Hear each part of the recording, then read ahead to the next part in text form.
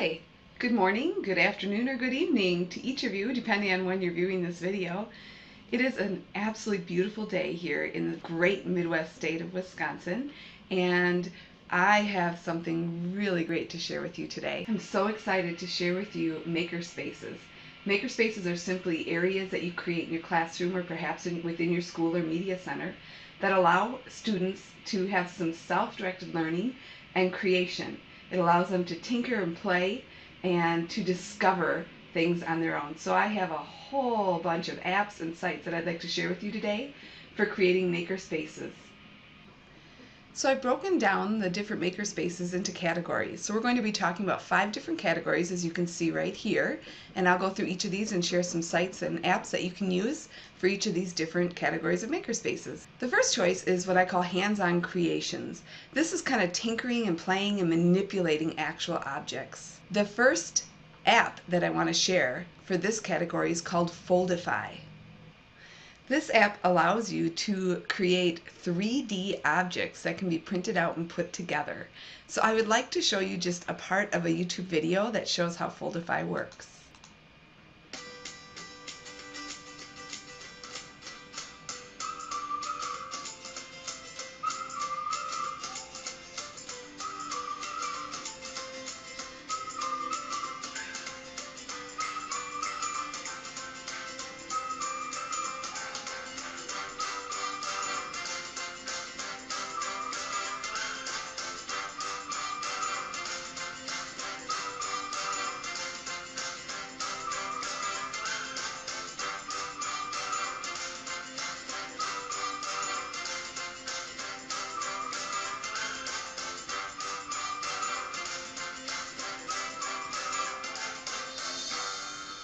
So as you can see, you can manipulate and create the different figures, and from there you can cut them out, print them, and even make a short animated video after you've made some little characters, and the kids could even write scripts for them. iStop Motion is an iPad app that would be great for creating a short little animated video using the Foldify characters. So let's just watch a short part of this video and see how this works.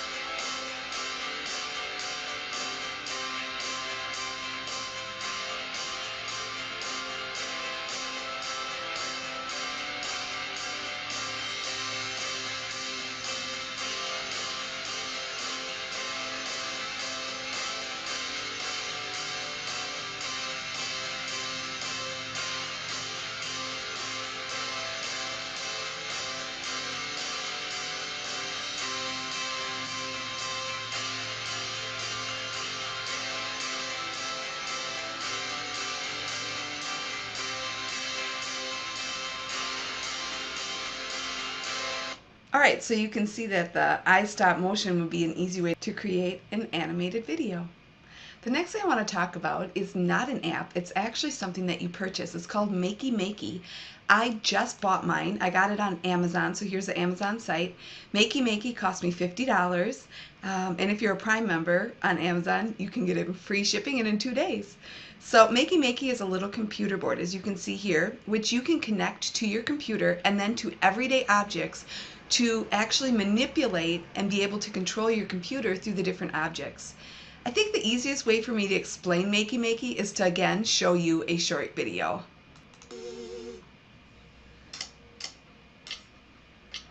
So in this case, the banana is being hooked up to the Makey and becomes the space bar.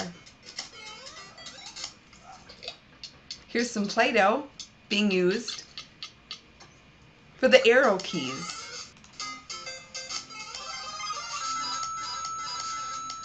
Basically, the little alligator clips can be hooked up to anything.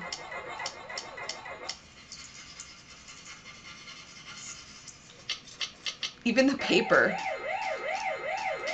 So I think you get the idea. It's pretty inventive, and the students can really create some unique ways to control their computer through the Makey Makey.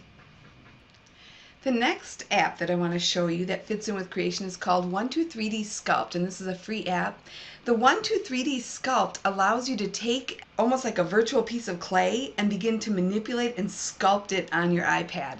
And again, if I could just show a short YouTube video, it'll help explain and show what this does.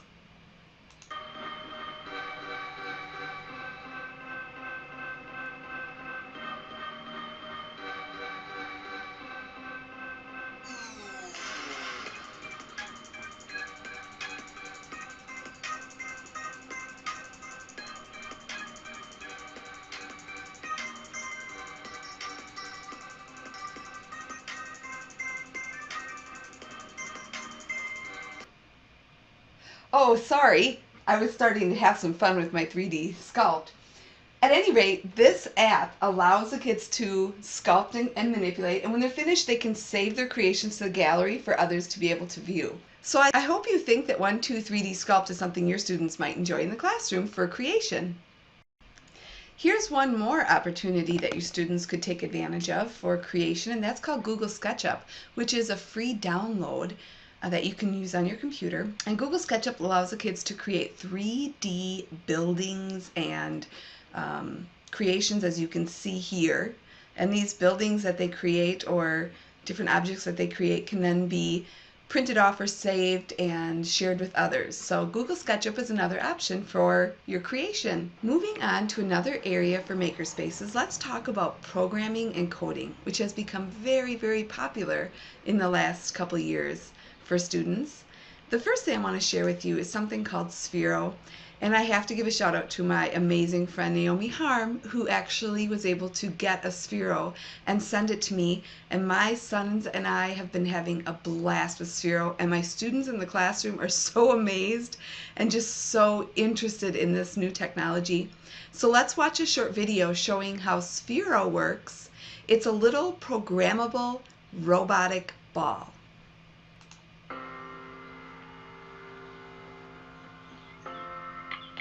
Okay, now stay away from the zombie. Yeah, obviously. One. Yeah. Pink. Whoa.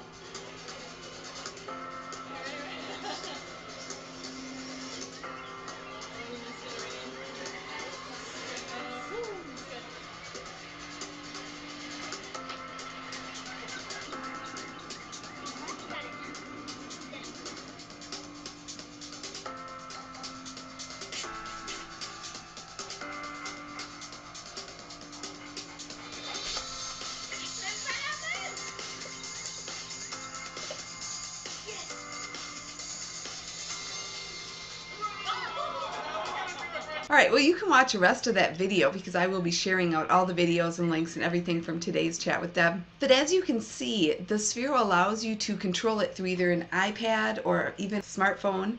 And what's really amazing is all of the things you can do. It involves gaming, it involves programming, it involves being able to control the Sphero, actually writing code. There are a whole bunch of free apps that you can download to go with the Sphero. So I can't speak enough about how amazing this would be for your students in your classroom as one of your maker spaces, to allow them to just self-discover the Sphero and use some programming and coding to control it. Another great addition to your maker space involving coding and programming would be Scratch. And I did a whole episode of chat with Deb on the topic of Scratch and how it can be used. So I'm not going to go into it too much right now today, but as I said, I'll be sharing out this presentation, and you can watch this video about Scratch and also go back and watch my chat with Deb about Scratch. Basically, it's an online program that's free that allows the students to learn how to program and create. So let's move on to another app that you could use for programming, and that is called CargoBot. Here's a short video showing you how CargoBot works.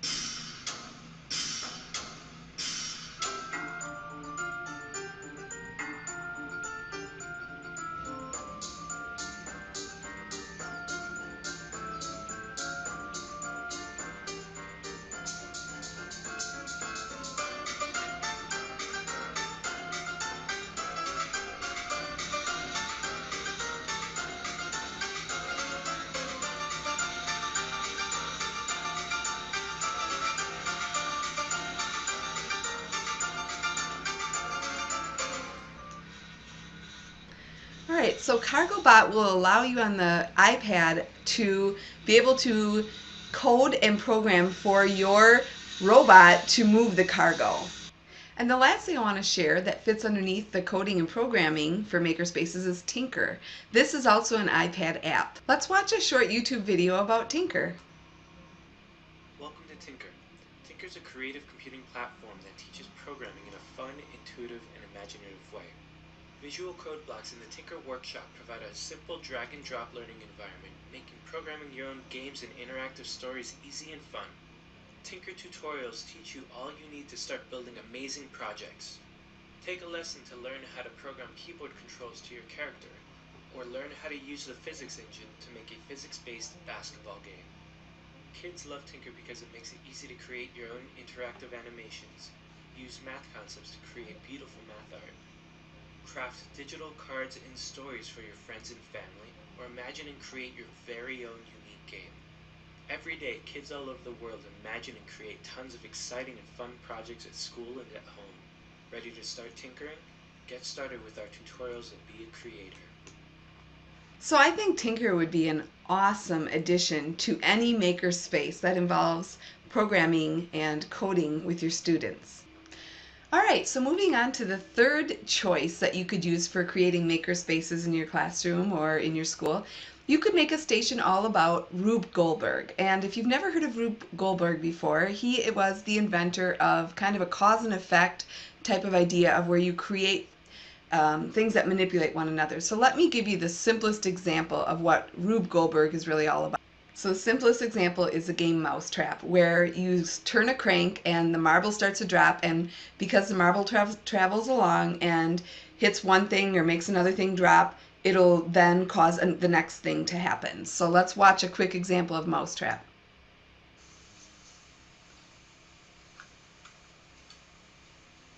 So the contraption moves the marble, it travels down a little track, hits the next thing, which hits the man, which hits the little cage, which then captures the mouse.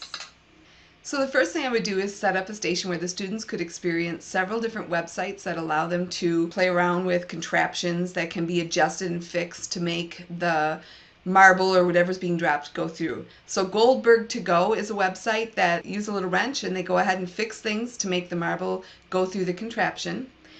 Another one is called Fantastic Contraption. I really like this one. It's making the ball roll.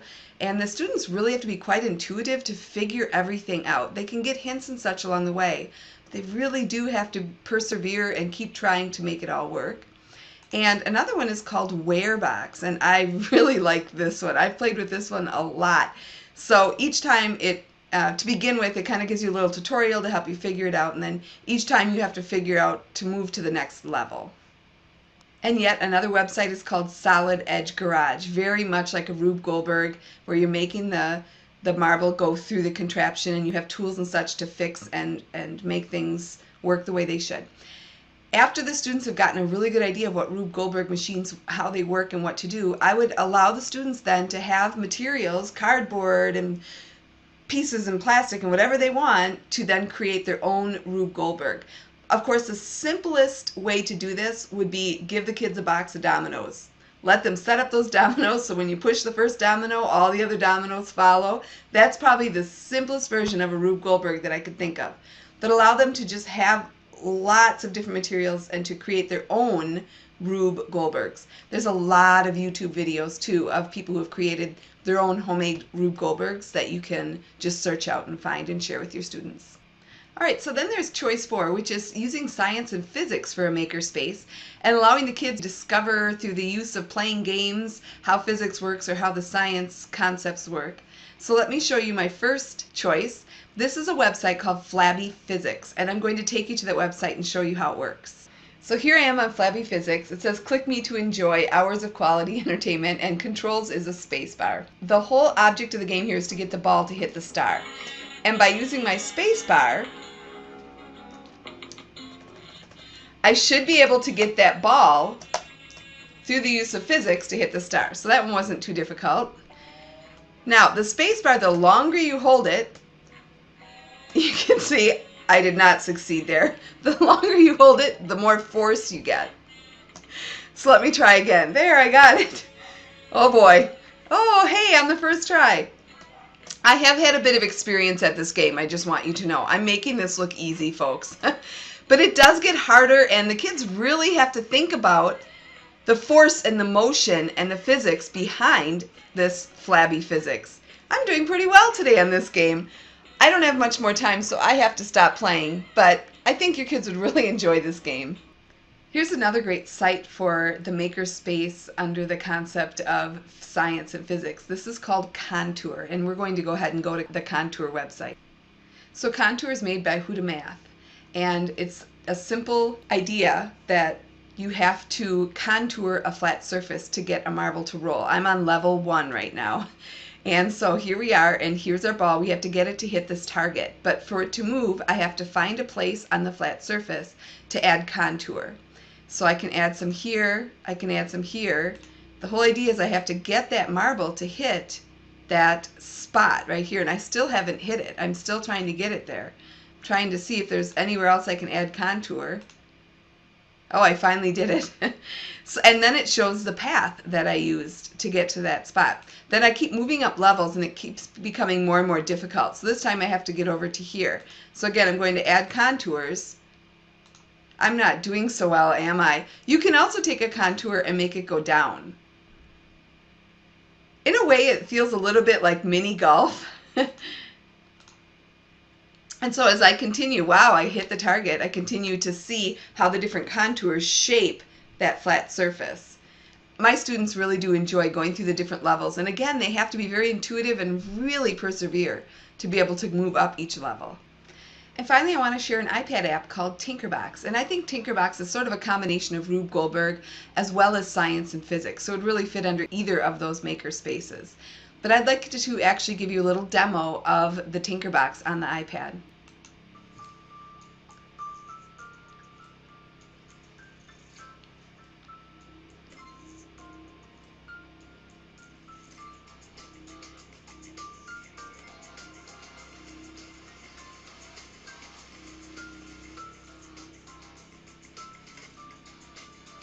So you can see it's somewhat like Rube Goldberg in that you're trying to get the marble to move in a certain direction.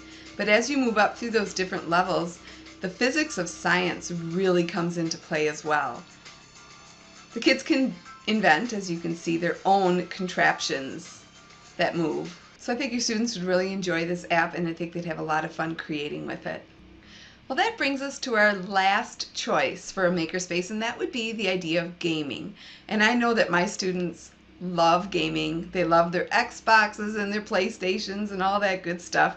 So let's take a look at a few things that might make a really good makerspace for gaming. I cannot say enough about this website, Cursor 10. I know it's not super popular, but once I show my students the basic idea behind Cursor 10, they are hooked.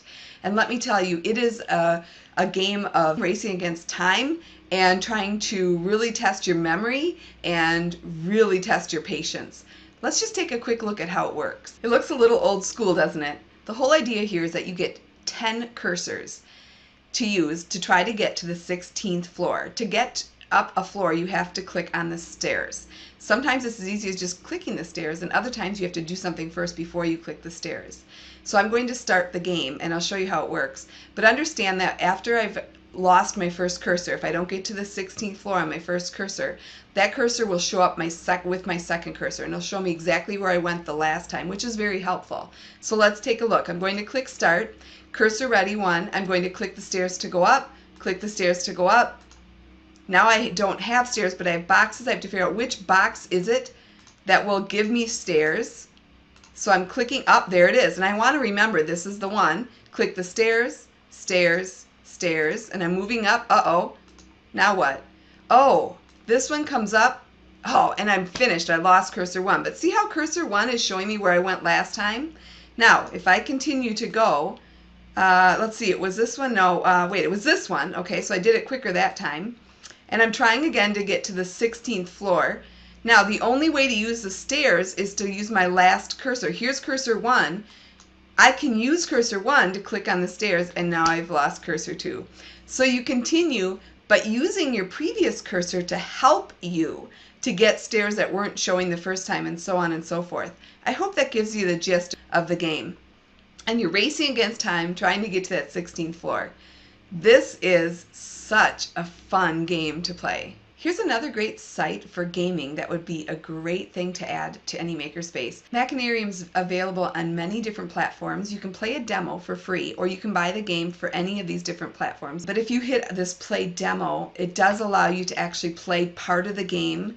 It's very interesting. It takes place in a whole world of its own. And the whole idea is you have to figure out, by going around and moving around, help the little guy who's the main character of the game to actually succeed at what he's trying to do, which you don't really know for sure what it is.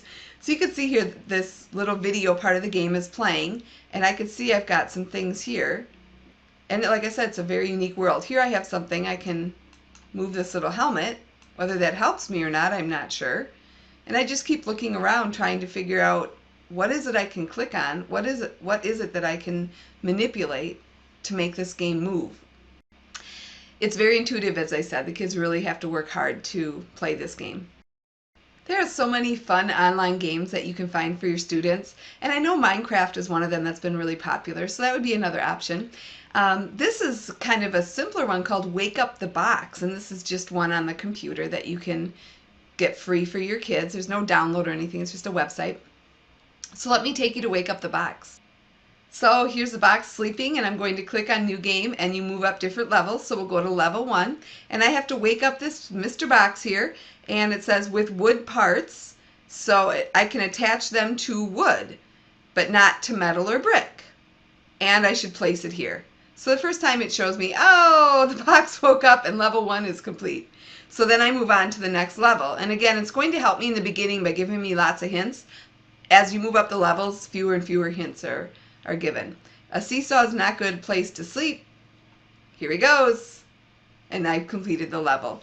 The first few levels are quite simple, and like I said, it helps you along the way. But each time you have to wake that box up. So there's another great game for your kids to give a try. So maker spaces are such great fun for self-guided learning for your students. But one of the things that I plan to do in my classroom is have the students create a final product to show their learning and the process of what they did. So no matter which of the 5 choices they decide to work on in the maker spaces, when they're finished, I ask them to choose one of these outlets to show what they've learned. All right, well, I hope you've enjoyed exploring maker spaces today. There sure are a lot of other ideas besides what I shared with you, so you can do some searching on your own and check out some other ideas for maker spaces. But I sure hope at the end of the year here, as we're trying to wrap up our school year, that you give at least one idea that I shared with you a try and allow your students some exploration time. And I hope that today's chat with Deb was useful for you. All right, until next time, take care. Bye, everyone.